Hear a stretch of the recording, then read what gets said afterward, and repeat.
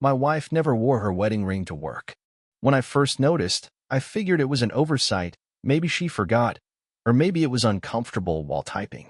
But as days turned into weeks and weeks into months, I realized it was deliberate. When I asked about it, she didn't even look up from her coffee. "It's not professional," she said. "I don't owe anyone my relationship status." That line stuck in my head like a splinter. We'd been married for over 5 years.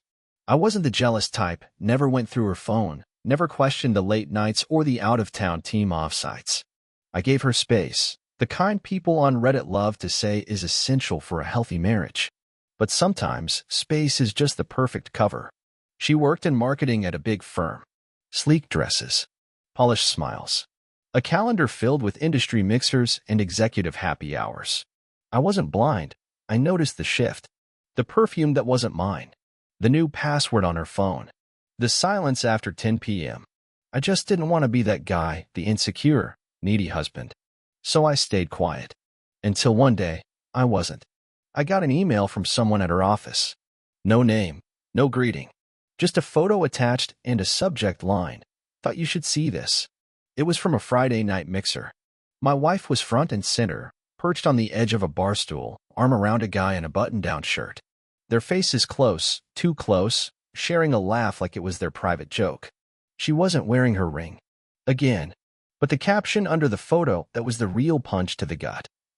"Office's favorite single face-blowing kiss fire." I stared at it, jaw clenched, eyes burning. It wasn't the flirting that broke me. It was the audacity. The double life she paraded around like I was too dumb or too loyal to notice. Still, I said nothing. No fight. No screaming match. Just a quiet nod to myself. That night, while she scrolled through Instagram on the couch, I cooked dinner and washed the dishes like always. But I was already planning. First, I secured my finances. Moved my paycheck into a private account. Froze the joint credit cards. Made digital backups of everything: emails, shared documents, photos. She'd left her old iPad connected to our cloud. Rookie mistake. What I found made my stomach turn. Voice messages to some guy named Jake, late-night selfies, calendar invites for private wine tastings. She had a whole archive of stories she starred in while I played the loyal background character. But I didn't yell. I got smart. 3 days after the photo hit my inbox, she went to work like normal. Pencil skirt. Coffee in hand. No ring. I left her a letter on the kitchen counter. "I know. I saw everything. The money's moved. The house is in my name. You can explain it to HR." Then I packed a bag and drove to my grandfather's cabin in the mountains. No Wi-Fi. No signal. Just silence. When I got back into service 48 hours later, my phone lit up like a Christmas tree. 43 missed calls. 17 texts. And one voicemail that just said, "Please help me." Too late. I didn't answer her calls. Not right away. I sat on the porch of that mountain cabin, phone in hand, watching the sun cut through the trees like truth slicing through lies. She could call all she wanted. I needed her to sit in that silence. The kind of silence that echoes. The kind that doesn't let you lie to yourself. By the third day, her text changed tone. No more, "What the hell is wrong with you?" Now it was, "Can we talk? And please don't do anything crazy." That was rich coming from someone who lived an entire second life behind my back. But I wasn't crazy. I was methodical. See, the thing about betrayal is people assume it breaks you, and for a while, it does. But once the shock settles, if you've got your mind right, betrayal can sharpen you. Suddenly, all those late nights when she claimed to be working on a pitch deck, they made sense. The makeup wipes I'd find in her purse when she said she hadn't been wearing any. The gym membership she hadn't used once in 6 months. She wasn't even careful. That was the insult on top of the injury. Back in town, I called an old friend of mine, Daniel. Divorce attorney. The kind of guy who doesn't blink when you drop a manila folder of receipts, screenshots, and timelines on his desk. "She messed up?" he asked. "Bad?" I said. Daniel flipped through the documents, nodding slowly. "You've got her cold," he said. "We'll file quietly. Clean. You want to go scorched earth?" I shook my head. "No. I want to let her do that to herself." That night, I logged into our shared Netflix account. She was still using it. I renamed the profile she always used, from Emily to I Know. A tiny move. But psychological warfare doesn't need to be loud. The next morning, I got the first real email from her. Subject line, "You're being cruel."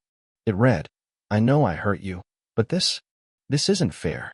I'm losing everything, and you won't even give me a chance to explain. Please, let's talk. Please." I replied with one line. I already heard everything. "Jake sends his regards." 2 minutes later, she called. I didn't answer. 10 minutes after that, Jake did. "You don't know what you're doing, man," he said. "You're ruining her life." I laughed. "She did that on her own.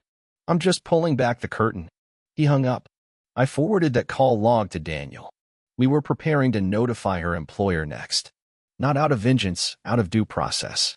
She'd used company resources for some of her side activities, and HR tends not to love that. But here's the twist. I didn't want revenge. I wanted peace.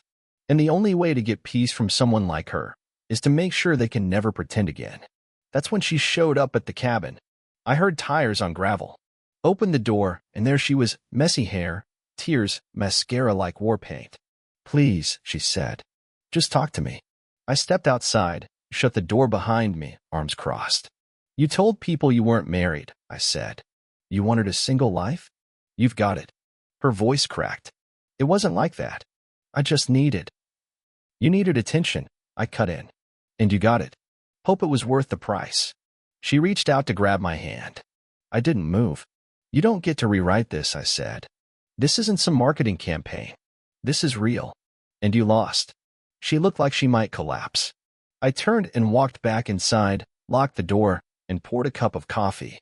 She stayed outside for a while. I don't know how long. I didn't check.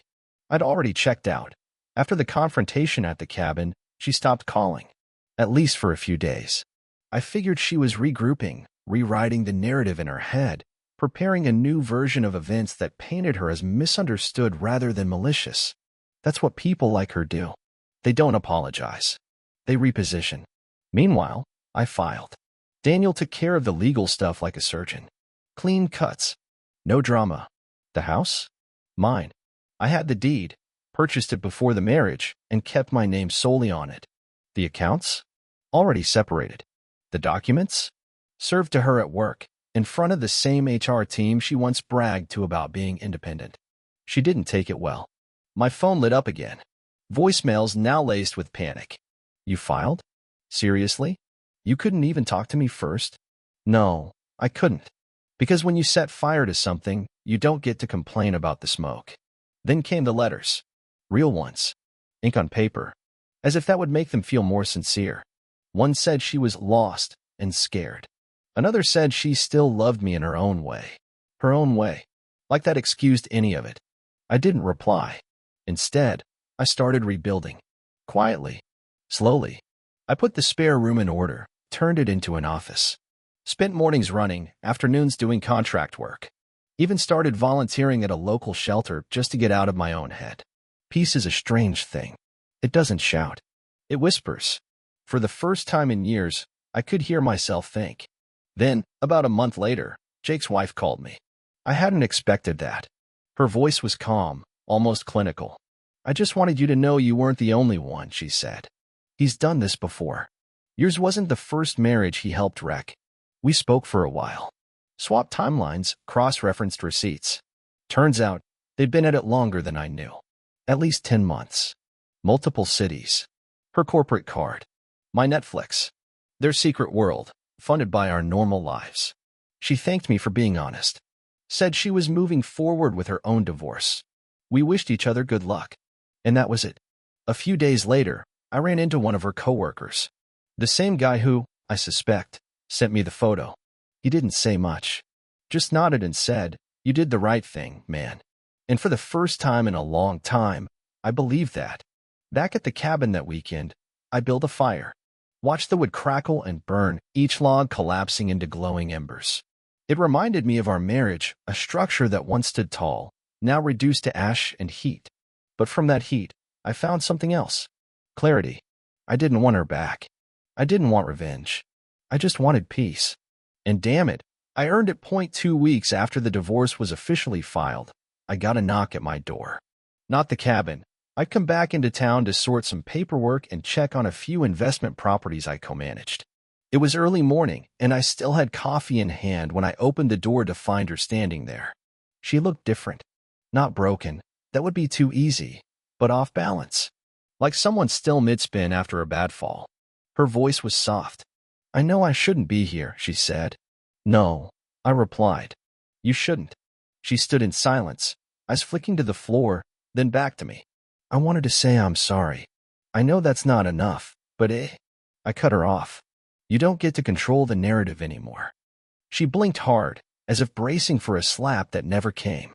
"I'm not here to fight," she said quickly. "I'm here to ask if we could talk." I leaned against the doorframe, arms crossed. "Talk about what?" "You already said everything you needed to. You said it in texts, in hotel bookings, in lies."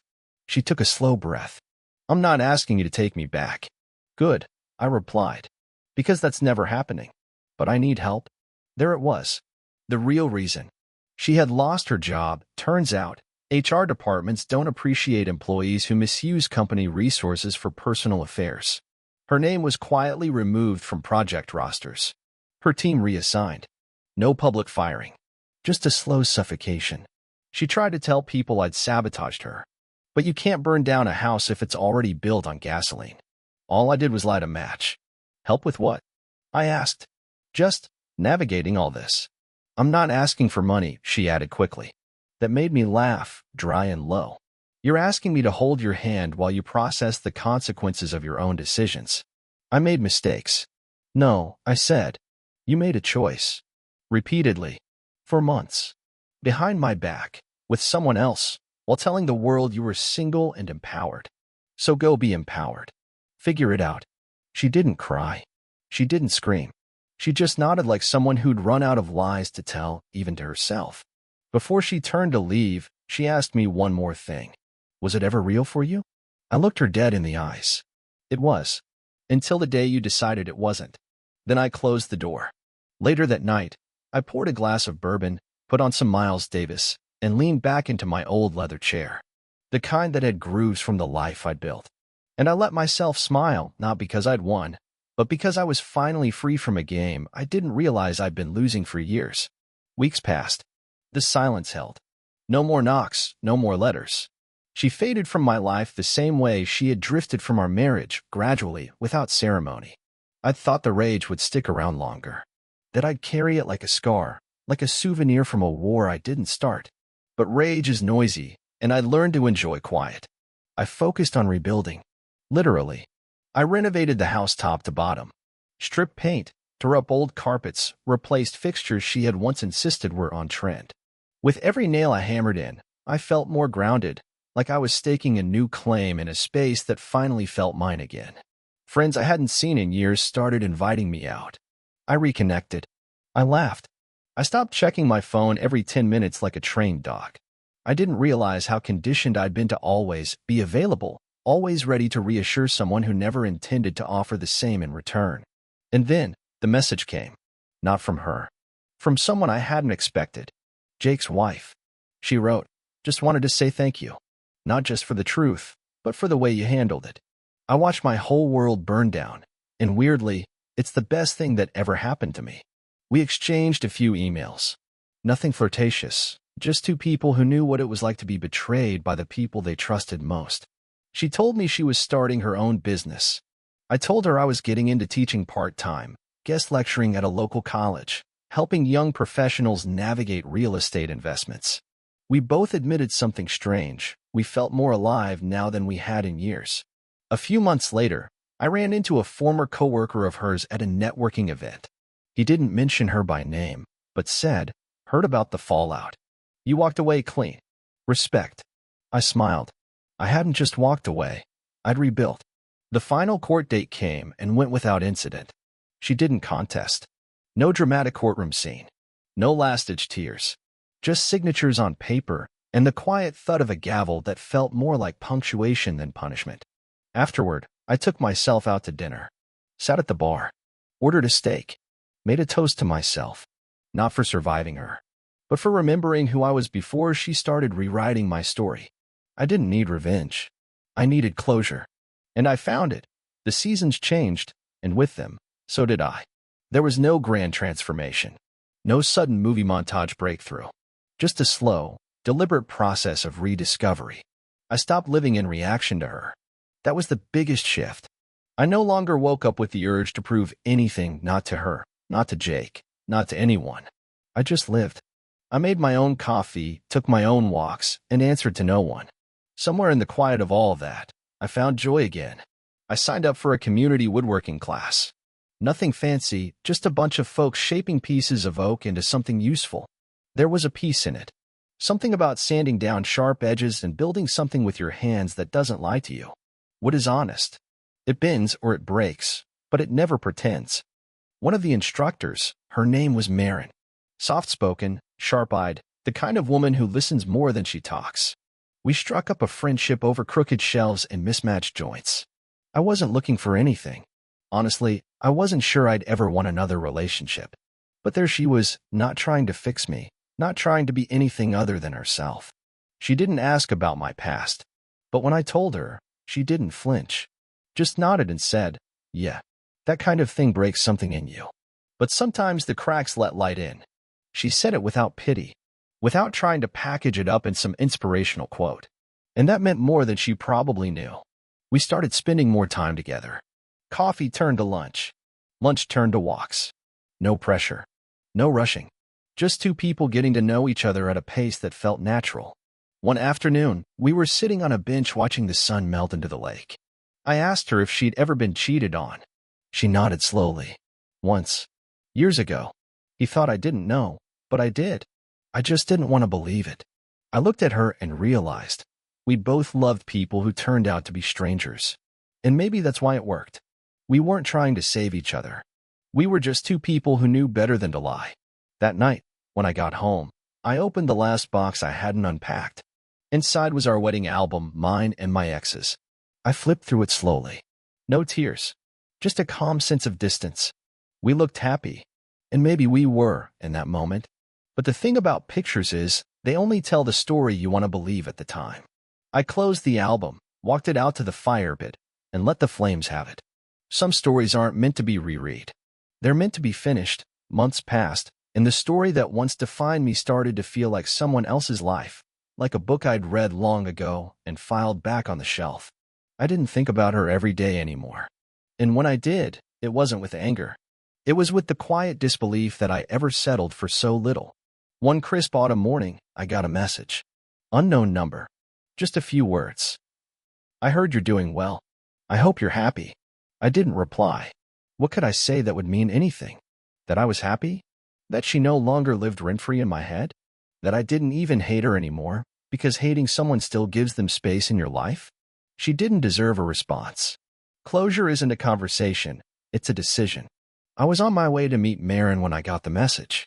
We were planning a small trip together, nothing dramatic, just a few days by the coast, breathing in sea air and letting time pass without deadlines. That was the kind of relationship we had, simple, grounding, real. At dinner that night, I told her about the message. She didn't get jealous, didn't act threatened. She just sipped her wine and said, "People always want to return to the places they left damaged. It's easier than admitting they were the ones holding the hammer." Damn, that's why I liked her. Later that week, I got coffee with Daniel, my lawyer. We didn't talk about the case. We talked about football, about his kids, about how, weirdly, he was grateful for what we'd been through together. It reminded him of how important it was to know your worth. And as I walked home that day, something struck me. I hadn't just survived. I'd evolved. The man she betrayed, he was a good man, but he was too quiet, too patient, too willing to excuse red flags because he wanted things to work. I'm still that man. Still kind. Still calm. But now, I carry a sharper edge. Not out of bitterness, but out of respect for myself. I won't tolerate lies. I won't chase people who don't value me. And I'll never again believe that love requires shrinking. Somewhere in the middle of all this, I found something better than revenge. I found freedom. And I finally understood, the best last word is no word at all. Just a life well lived.